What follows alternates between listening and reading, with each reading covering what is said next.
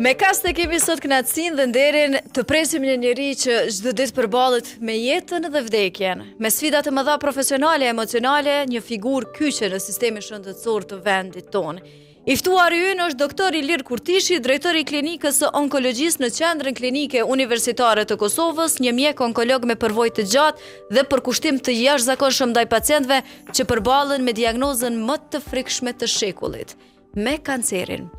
Në fakt, kur flasim për kancerin, doktor, sikur ne edhe duam ta tejkalojmë edhe në popull shumë shpesh i drejtohemi me sëmundja e keqe, është një fjalë që nuk duam ta dëgjojmë, por që me të vërtetë është diagnoza e frikshme e shekullit. Unë ju falenderoj shumë që jeni me neve këtu me kas dhe sigurisht në ndihmë për të gjithë ata qytetarë të cilët përveç se duan të marrin informacione shtesë nëse po kalojnë në smundje, edhe të edukohen tutje. Po. Unë do të ndalesh në ato se kjo smundje e keqe është në popull të ne, por falë trajtimeve të reja moderne të cilat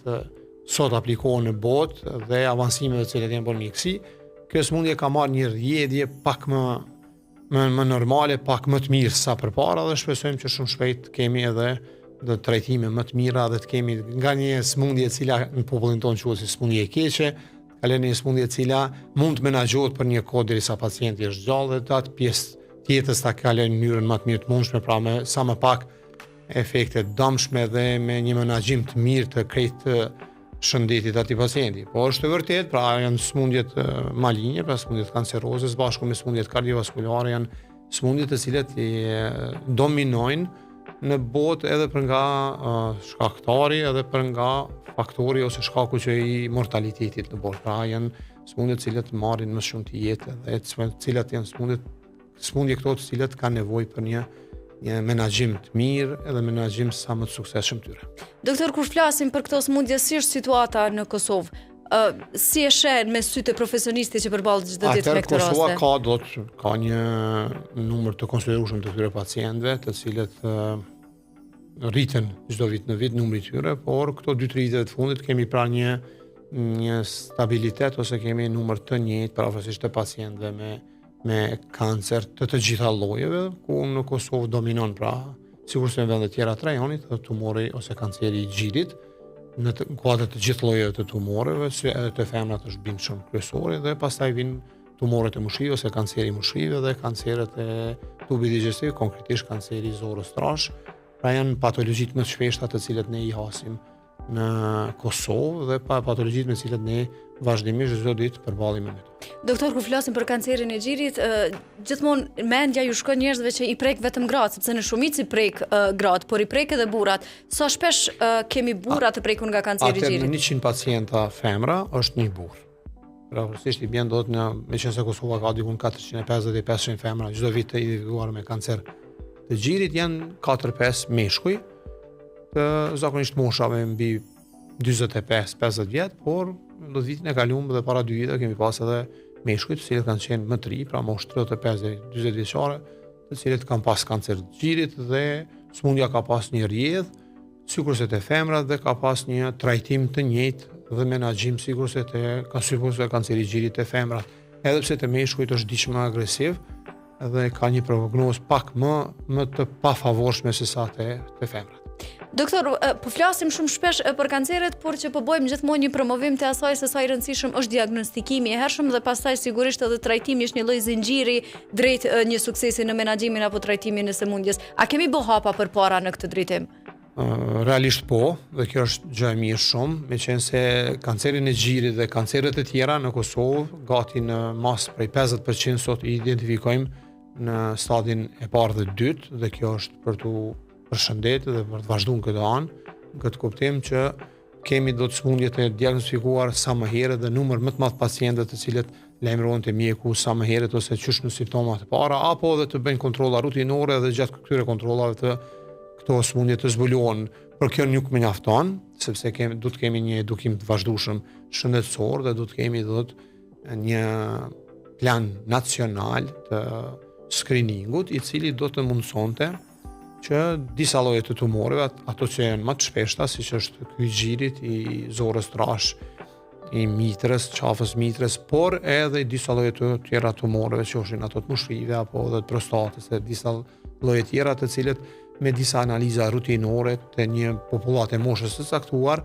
të bëhen si rutinë dhe përmes këtyre metodave imazherike dhe pastaj metodave laboratorike dhe në fund, nëse ka nevojë biopsi, të konfirmohen dhe të këto sëmundje të zbuluohen sa më herët. Pra Kosova është në atë anë në drejtim të dur, po shkon ngadalë. Dhe kjo fal një përkushtimi të jashtëzakonshëm të gjithë aktorëve të cilët marrin pjesë në trajtimin e këtyre sëmundjeve dhe në diagnostikimin e tyre, duke filluar pra qysh nga mjekësia familjare, mjek specialist të qendrave do të spitaleve rajonale, qendrave terciare që KUK-s, Institutit Kombëtar të Shëndetit Publik, Ministrisë së Shëndetësisë, pas gjithë së bashku, duke bërë më të mirën që këta pacientë i identifikojmë dhe t'i zbulojmë sa më herët. Dhe këtu, jo vetëm për institucioneve relevante, por edhe shoqatat e ndryshme, jo qeveritare, kanë bërë një punë të jashtëzakonshme. Kur është fjala për kancerin e gjirit, atëherë janë disa shoqata dhe në krye me shoqatën Jeta Vita, e cila qysh herët ka filluar me një promovim, një propagandë, po për edhe një sensibilizim masovik të qytetarëve dhe një ngritje ose një sensibilizim të institucioneve tona qysh para 15 viteve, në mënyrë që të ketë një institut onkologjisë, një klinik dhe të ketë mjek adekuat të cilët do të merren me trajtimin e këtyre sëmundjeve. Doktor, shumë shpesh ne le të themi të i kalojmë atë mundësinë se të gjithë ne mund të jemi apo mund të prekemi një ditë nga kanceri. Sikur e shohim diçka që nuk mund të na prek neve. Kjo është ideja e secilit prej nesh që e kemi në kokë, por sigurisht është e gabuar. Kush duhet të bëj screening për kancerin e gjirit apo kanceret e tjera? Atëherë kontrolla duhet bëjmë rutinore dhe kontrollat shpeshta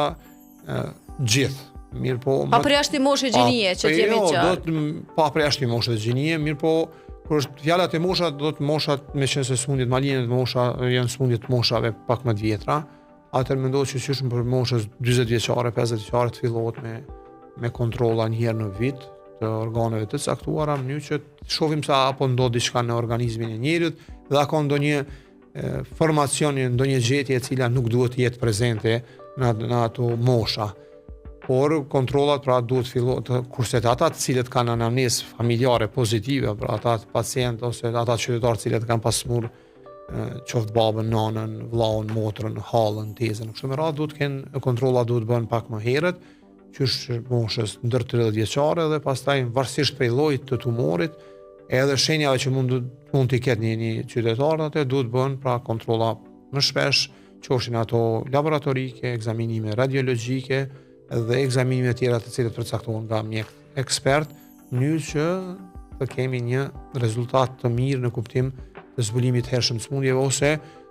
të shikohet se çfarë është gjendja e organizmit tonë ose sa është organizmi jon i shëndetshëm në atë moshë ose në ato momente kur ne bëjmë këto kontrolla. Doktor, unë thash pak më herët se ne shohim shumë shpesh fushata promovuese për kancerin e qafës së mitrës, apo kancerin e gjirit dhe të tjera, dhe pastaj e dim që ka edhe një mori tjera të kancereve të cilat prekin mosha dhe gjini të ndryshme. Për shembull, kanceri i prostatës. Shumë shpesh, sikur e te i kalojmë dhe nuk e bisedojmë shumë në publik. Ju duket edhe juve? Është e vërtet, pra në Kosovë është bërë si rutinë dhe muaj tetor është muaj kur është edhe muaji janar për çështjen e kancerit të qafës së mitrës. Por mas shumë ti muaj tetor dhe kjo ka bërë një sensibilizim masovik edhe qytetarëve dhe për këtë arsye dhe ne sëmundjet maline të gjirit i kemi gjetë sot ose i gjejmë sot mbi 50% stadin e parë dhe dytë, kurse para 5-6 viteve mbi 60-70% e pacientëve kanë qenë stadin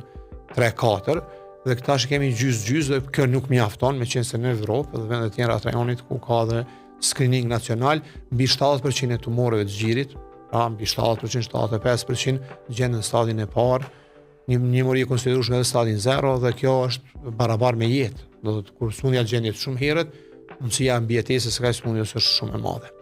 Kanceri i qafës mitrës është një problematik në vete dhe është e vërtet shoqatat për sensibilizim për çështjen e kancerit të qafës mitrës dhe vezoreve në Kosovë kanë një farë impakti, po është e varfër, është e vogël. Kurse për lloje të tjera tumoreve, qofshin ato të zorëve, qofshin ato të mushkrive, të qafës, trurit, lëkurës, edhe të lëkurës ka një progres kohëve të fundit disa shoqata, sidomos gjatë muajit maj, për kur bën aktivitete pak më të shumta në kuptim të sensibilizimit për sëmundjet më të linjë të lërgurës, konkretisht melanomës, edhe gjatë këtij muaji në Kosovë ka pas disa aktivitete në mënyrë që të jepet një informat të qytetarëve se çfarë do ndryshimi në lëkurë, çfarë do bengi për shembull ose në dusi, i cili ndron ngjyrën apo lajmërohet dhe nuk ka qenë më herët në cilën do pjesë të trupit ton, të merr një vëmendje më të veçantë dhe të mos neglizhohet, mos të tentohet të trajtohet nga vet pacienti, por të drejtohet me njëherë te mjeku familjar fillimisht dhe pastaj te mjek specialist në mënyrë që smundet ta gjejmë herët. Kanceri i prostatës është një problematikë në vete, edhe Kosova do në bazë përvojës tonë dhe dhënave që ne i kemi disponojmë, më herët ka qenë pak më i pakt, kurse këto viteve të fundit është një sëmundje e cila kap në një numër të konsiderueshëm të pacientëve, edhe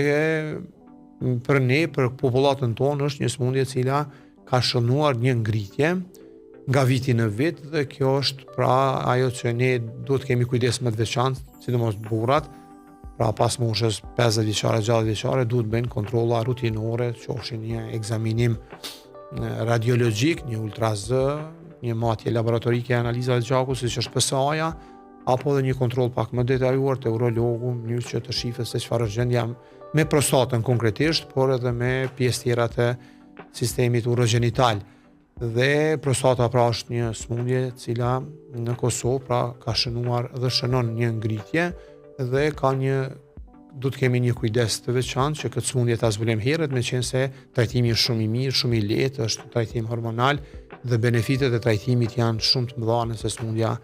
mund të zbulohet kur akoma është në prostatë dhe nuk ka ose akoma ne themi është me disa faktorë, të cilët ne identifikojmë aty sipas kategorizimit glison, sa më e ulët shkalla e këtij skorit ose numërimit glison, atëherë është edhe prognoza shumë e mirë dhe mjekimi është shumë i mirë. Dhe fatmirësisht ne në Kosovë kemi do të medikamente, kemi forma të rrezatimi, trajtime operative të cilat kryen në institucione publike dhe pacientët do të trajtohen dhe marrin trajtim meritor. Dhe sigurisht kryefjala gjithë kësaj është që të bëjmë diagnostikim të hershëm në mënyrë që të shpëtojmë jetë. Doktor, ne po kërkojmë pak muzikë për arsimit edhe pastaj po rikthehemi përsëri sepse kemi ende shumë pyetje për të bërë për doktor Ilir Kurtishin.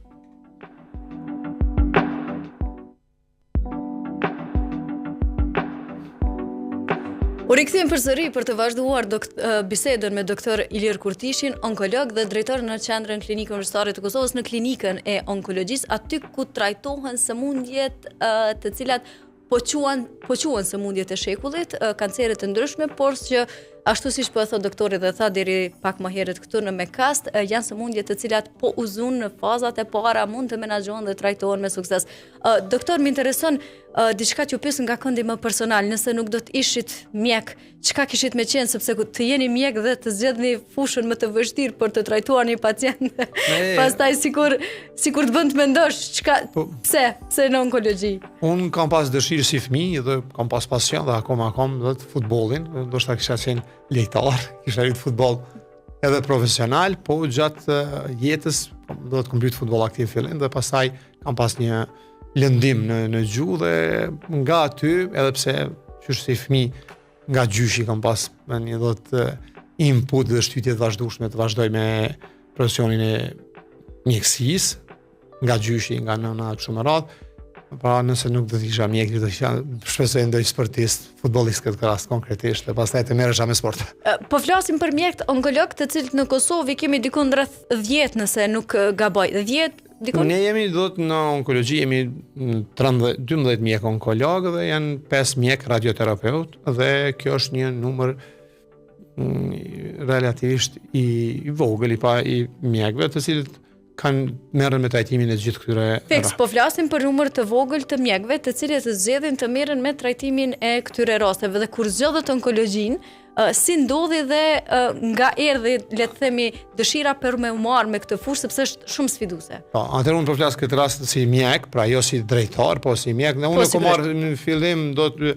ka qenë dëshira ime të marr një specializim ndoshta në tjetër. Se kur isha student dhe kur kam kryer fakultetin e mjekësisë, meqense onkologjia ishte diçka akoma e re për ne dhe akoma jo atraktive, do të mirë po duke parë që nevojat në Kosovë për këtë profesion ishin shumë të larta dhe nuk ishte onkolog ato raste, kur në ato kohë kur ne morëm specializimin dhe ishte një mundësi që ne të krynim një pjesë të specializimit jashtë Kosovës dhe nevoja enorme e qytetarëve tonë të cilët delshin jashtë Kosovës për trajtim në vendet e rajonit edhe më larg, na shtyrin mu dhe disa kolegë tjerë të marrim këtë specializim edhe ta mbarojmë dhe pastaj të vendosim hapat e parë në onkologji dhe të fillojmë trajtimin modern të smundjeve malinje me shumë sakrifizë dhe shumë sfidë që nga viti 2010-2011 me duke ngritë dhe duke formsu këtë klinikë e cila sot punon me shërbime shumë të jashtëzakonshme. Tani më është bërë një klinikë, falë Zotit, që jep këto shërbime dhe kemi një kuadro profesionistësh të cilët punojnë në këtë drejtim, por gjithmonë doktor janë të inkuadruar shumë faktorë në trajtimin e një pacienti, sidomos kur kemi të bëjmë me kancere të ndryshme. Është edhe ky ndikimi i aspektit social, përkraja e familjes, së shoqërisë, së rrethit, si e shihni ju në raport me shoqërinë tonë? Janë të përkrahur? E kanë familje në krah? Kanë shoqërinë rrethin? Mbas përvojës tonë dhe rrethanave të cilët ne i kemi dhe i shohim, do të pacientët janë të përkrahur maksimalisht, do të secili antar i familjes jep kontribut të jashtëzakonshëm që familjari i tyre pacientit jetë pra të mos ndihet i hendikepuar, por jo vetëm aq, por ata ndikojnë edhe në forma të ndryshme, do të qofshin bashkëdhetar të cilët janë jashtë apo edhe vetë familjarë që jetojnë në Kosovë dhe tentojnë që çfarëdo propozimi dhe rekomandimi i cili vjen nga mjeku specialist që trajton atë pacient e që ka benefit në trajtimin e pacientit dhe ata të jenë të gatshëm, do t'i ofrojnë gjitha mundësitë e veta krahas do të trajtimeve ekzistuese të cilat ekzistojnë në shërbimet tona shëndetësore, që pacienti të merr trajtimin më të mirë të mundshëm, në mënyrë që sa më mirë ta të i kaloj ose ta menaxhoj këtë smundje dhe ata në njëjtën kohë edhe kanë do të i pranojnë në ambientin e vet, do të i shpërndajnë informatat, ndjeshmërinë ndaj do të pacientit dhe gjitha forma tjera të aktiviteteve sociale dhe do të mbështetjes do të për pacientin e cila qoftë ajo mbështetje psikologjike, familjare, materiale, të gjitha llojat i vënë në dispozicion në mënyrë që familjari të jetë ose pacienti dhe familjari i tyre të jetë sa më mirë i trajtuar dhe në mënyrë që të ketë sa më shumë sukses në trajtim. Doktor, kur flasim për profilin tuaj,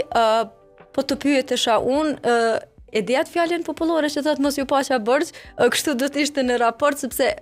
unë e shoh si shumë të vështirë dhe sfiduese përballjen me pacientin. Momentin kur detyrohesh t'ja japësh lajmin të cilin nuk do ta dëgjoj. Dhe unë besoj që kjo është sfida më e madhe të cilin në këtë kontest po them mos ju paqa bërgj në gjuhën e popullit sepse do e kisha shumë të vështirë t'ja kumtoja një lajm të tillë. Si e përjetoni ju një gjë të tillë në bazë ditore me gjithë ata pacientë të cilët vinë në klinikën onkologjisë? Është shumë e vështirë, edhe pse ne tash kemi do të një përvojë goxhat të madhe në trajtimin e smundjeve malinje, po prapë është sfidë dhe ajo është do të dhënia informatës te pacienti, meqense prapë po kthemi aty ku kemi qenë edhe më herët që ne edhe përkundër faktit që kemi dhënë rekomandimet tona që nuk mos jetë onkologu ai i pari i cili duhet të jep informatën se një pacient vuan prej kësaj smundje, por ne prapë sot ballafaqohemi me të dhe është shumë e rëndë, është një patjetër duhet të japësh informacione. Po profesionist dhe duhet të zbatojmë rregullat e etikës mjekësore dhe pacientët tanë një mori tash nga ta dhe familjarë tyre kanë informata paraprake, lexojnë, dinë se çfarë është edhe do të disa nga ta dhe dinë se çfarë procedura paravrësisht kanë me kalu dhe çfarë forme të mjekimit ka, por ka dhe qytetarë të cilët kanë më pak edukim shëndetësor dhe kanë më pak informata rreth kësaj smundje dhe te ta ne kemi një qasje pak më ndryshe, pak më optimiste, pak një qasje në kuptim që pacienti ta pranoj një diagnozë të tillë dhe pastaj duke marrë pëlqimin normalisht gjithmonë të pacientit rreth të parë dhe duke i treguar se cilat janë të mirat, benefitet dhe cilat janë ato të cilat mund të na ndodhin gjatë trajtimit, të bëjmë një mënyrë korrekte të trajtimit dhe kjo po ndodh çdo ditë në Kosovë kur pacient e din do se çfarë është ajo dhe çfarë i pret gjatë trajtimit tyre dhe janë të informuar për gjitha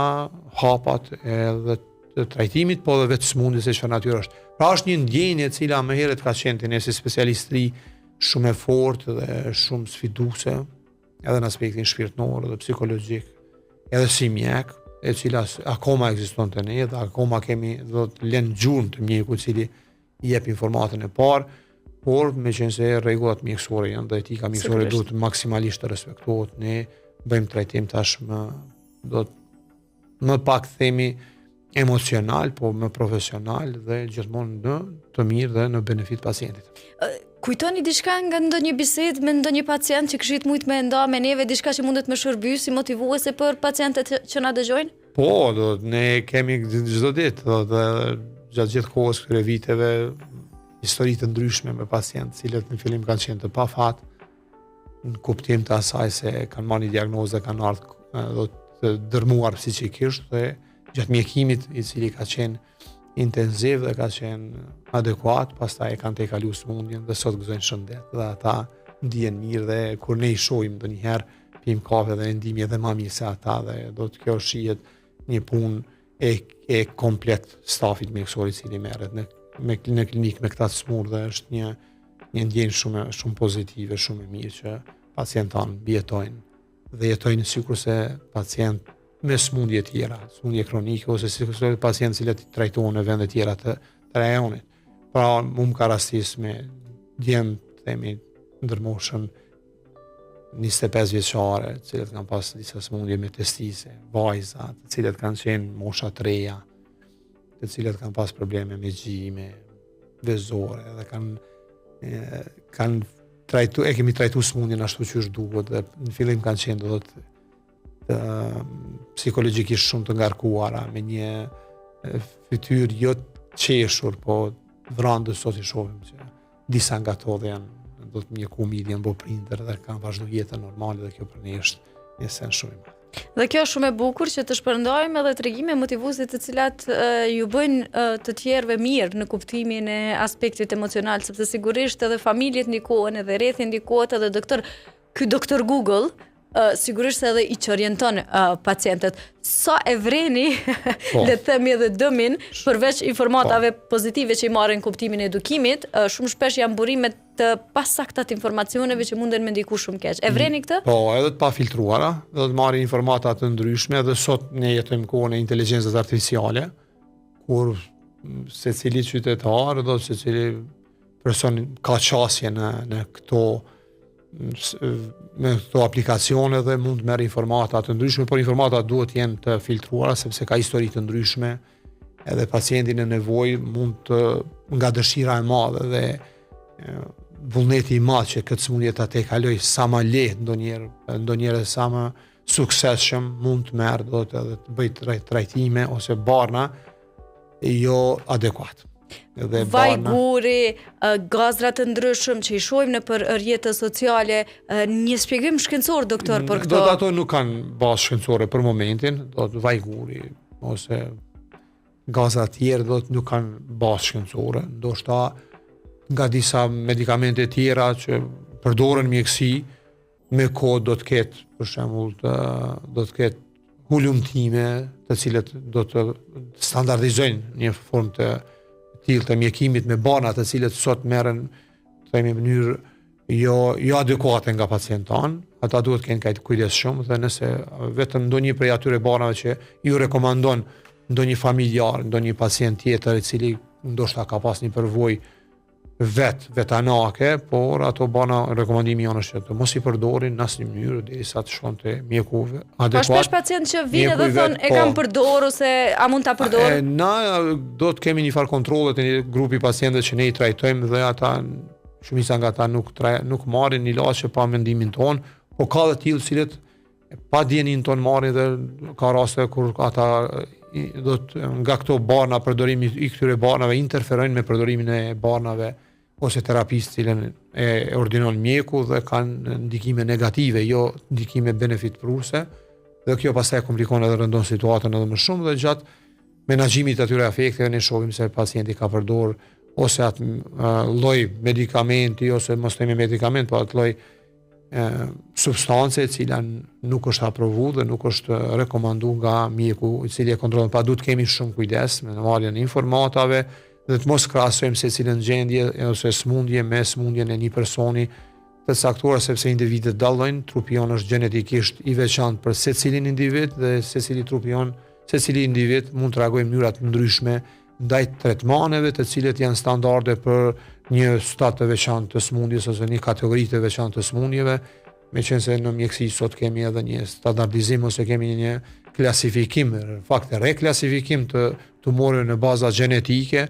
kur trajtimi për shembull i smundjeve të gjirit mund të bëhet me të njëjtat barna, nëse në aspektin gjenetik është i njëjtë me tumoret e zorës ose të trurit. Pra jo vetëm të klasifikimi i vjetër dhe ai cili është baza akoma histologjik kur tumoret varet prej cilit ind vin, por sot bëhet edhe riklasifikim gjenetik mbas cilës edhe bëhet trajtimi adekuat ose terapi e individualizuar dhe personalizuar për secilin pacient. Prandaj është shumë specifike. Doktor, më ka rastisur që jashtë klinikës të shoh pacient të cilët konsumonin duhan pasi që e kishin përfunduar terapinë. Sa shpesh hasni në pacient të tillë dhe çka ju thoni? Për fat jo të mirë të keq ne shohim akoma dhe do të pacient cilët edhe e dinë dhe ju kemi dhënë informata se duhani është shkaktari kryesor në ato raste kur është e konfirmuar, pra sidomos për kancer të mushkrive ose rrugëve respiratore apo kur fshikës urinare, do të ndërmjetësuesi i tumoreve të ndryshme të gjirit, pankreasit, lukthit, në organeve gjenitale, kështu me radhë. Ne shohim do të pacientë cilët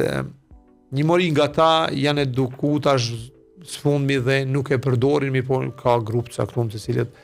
akoma vazhdojnë të konsumojnë duhan edhe përkundër faktit se janë në trajtim qoftë ai medikamentos, qoftë ai radioterapeutik,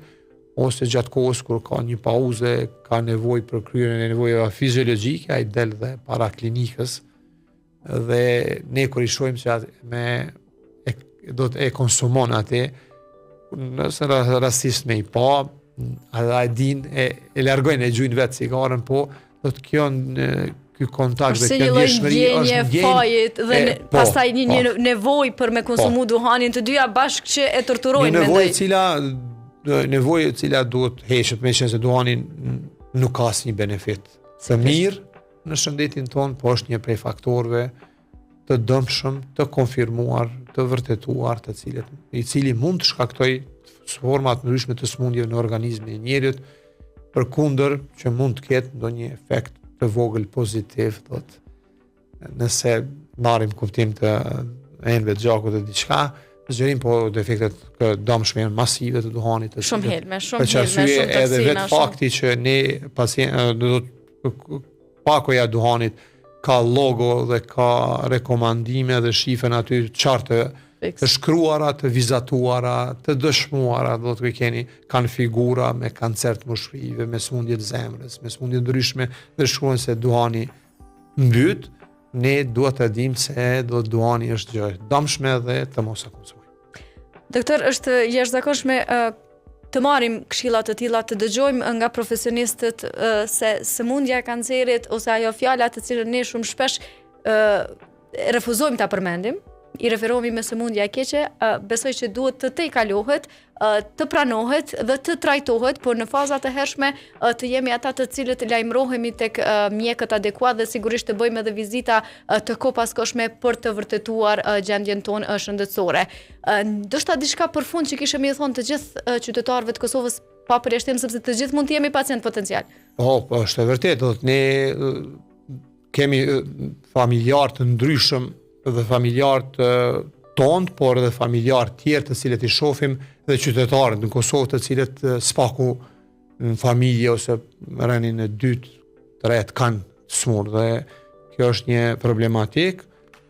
e cila është në ngritje në krejt botën edhe të ne, por ne du të kemi koeshente edhe të vazhdojmë do të me konsultat nga njerëz adekuat, profesionist, këtë rast nga mjekët, marrim do të trajtimet e duhura, të mos hezitojmë, të mos kemi frikë, të mos kemi bestytni, por secilin veçori të re në trupin tonë dhe një situatë gjendje të cila nuk ka qenë përpara, po lajmërohet, të mos ta neglizhojmë, por të vazhdojmë derisa të gjejmë zgjidhjen adekuate, pa të shkojmë të kërkojmë ato më të mirën, të kërkojmë të marrim një diagnostikim sa më të hershëm dhe pastaj të vazhdojmë të kemi besim plot të mjekët tanë, të institucionet tona publike, të cilët merren me trajtimin e sëmundjeve të ndryshme, prej nivelit primar deri te niveli terciar, dhe pastaj ta trajtojmë sëmundjen dhe të vazhdojmë të jetojmë për aq kohë sa kemi shëndet. Sigurisht, doktor, ishte kënaqësi e madhe. Faleminderit shumë që ishit në podcastin ton këtu me Kas në Glam Radio. Ju lutem. Ishte edhe ky një podcast i kësaj jave, biseduam për diçka shumë të ndjeshme, diçka të cilës thellë ja kemi frikën të gjithë, nuk duam ta pranojmë se mund të na ndodhë secilit prej neve,